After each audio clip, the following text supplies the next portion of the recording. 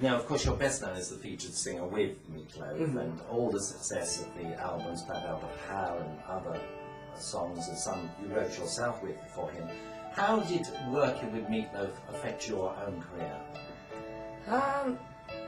Let's see, how did well, it gave me the opportunity. I noticed with myself is by joining Meatloaf, which incidentally I inserted an ad in the paper.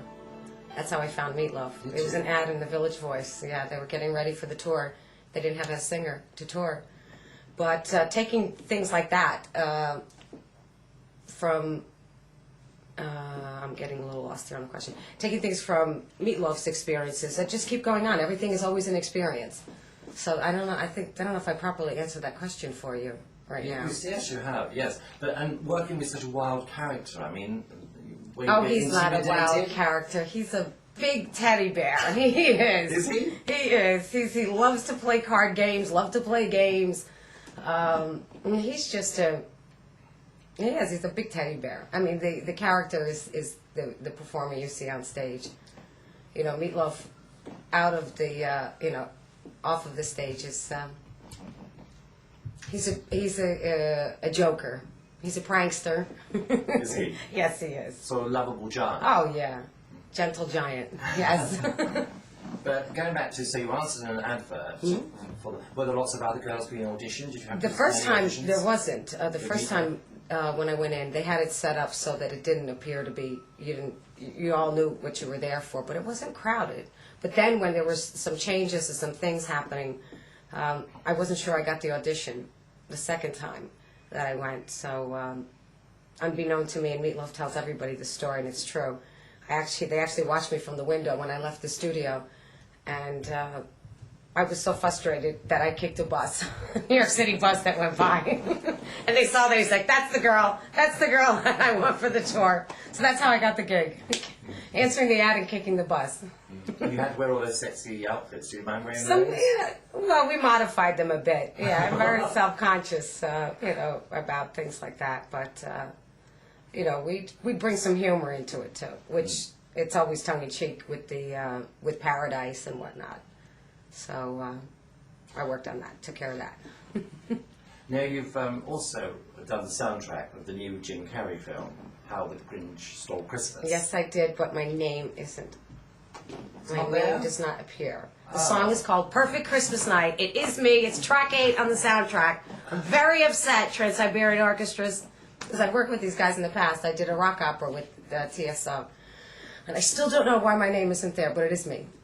I'm sorry. I thought it must be you. I thought it must be you when I heard the voice. Yeah. But it's very naughty they haven't put the name there. I'm very, very... Are you taking any action? Well, we'll see. I'm going to call one of the guys from The Sopranos up and see what he could do. Is he going to be strangled? Wear perhaps little cement shoes. They'll be Christmas, in Christmas colors, of course. But. Tell us something about your life. I mean, how did it all begin? Where did you grow up? And did you want to be a singer immediately? Yeah, I think so. I wrote my first song from... I just nicked this little thing of eyeshadow at a store when I went with my mother. And I wrote a song about that. And from then on, that was it. Just started, listening to the records my mom had at home. Cher was one of my biggest idols. So I could do a great imitation of Cher. So I used to be in the mirror doing this, holding my mother's candles from the dining room table or my hairbrush. And I just played for the mirror, played for the cats and the dogs. How old were you when you did that? Probably about 9, 10 years old. Yeah. And did you have training, vocal training or acting training? No. I mean, that was funny because Meatloaf asked for that when that was one of the requirements to do the tour. So, of course, I stretched the truth quite a bit and told him I did. And a few months into the tour, when things were, we were settling in, I was like, well, how's my acting meet? Because I've never taken acting lessons. So you're a natural? I guess so. It must be in the family genes. What about the family? Were they in theatre at all?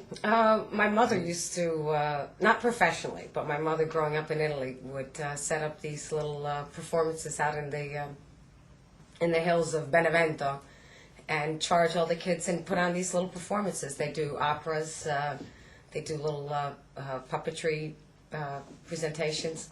So I think it's definitely on my mother's side of the family. And I do have some relatives, unfortunately, that didn't take a professional approach, but they have phenomenal voices, phenomenal. So. Did anyone influence you about going into show business that early? In my family, no. Not in your family? No. But I think I think they allowed me the freedom, and just as I said, as my mother would be playing these certain records, I grew up listening to a lot of Italian music as well as American music, and it's like, I like this. Oh, I could do this, and they just let me go.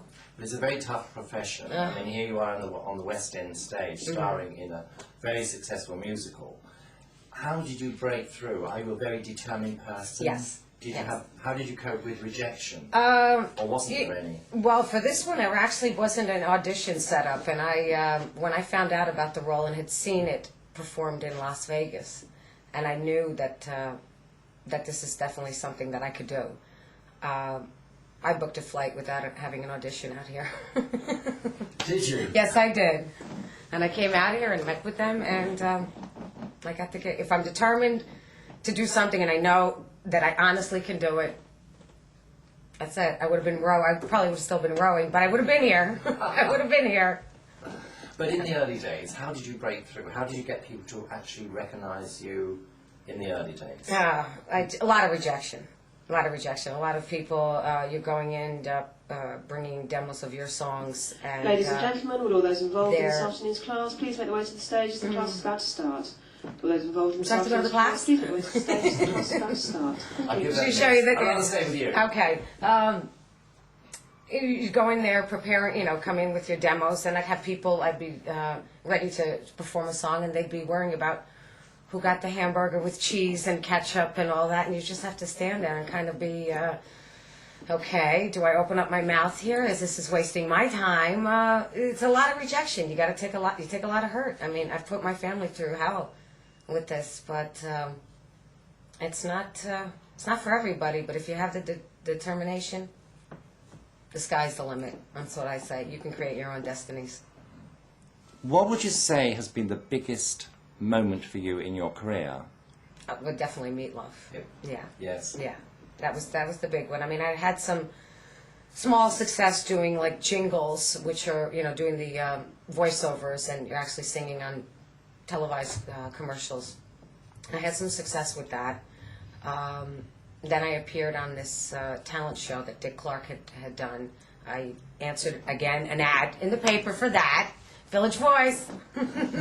And but Meatloaf, I'd have to say, by far, it definitely opened everything up. People had heard they saw a face now to The Voice, which was a struggle, and trying to get, because Pete's such a big guy, you have to come around. It's like, I'm here. Now, you've been constantly touring. Did you not ever get tired of touring? No. You don't mind it? No. But doesn't it affect home life? I mean, where is the home now? New York? Home is in New York, in upstate New York, yeah. Now, home is, I love doing what I'm doing, and I have, a very patient husband, and who allows me to do what I want to do, and my family's very understanding, and, this makes me happy, and when I'm happy, everybody's happy. I'm sure.